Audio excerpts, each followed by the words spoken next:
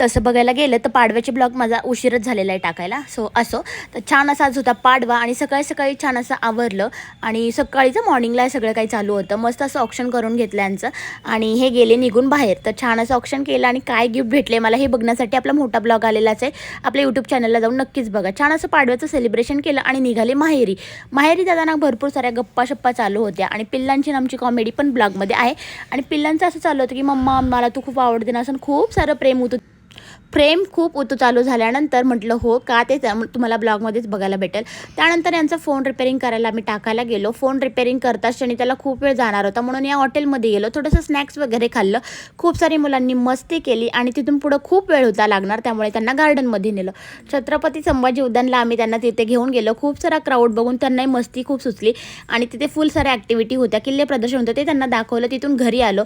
छान असं मम्मीनीच सगळा स्वयंपाक केला होता. मी फक्त जेवणाची ताटं पप्पांना देत होते आणि त्यानंतर भावाने मस्त असा मसाज केला आणि असा काही दिवस संपवला. बाय, गुड नाईट गाईज, भेटूयात उद्याच्या ब्लॉग.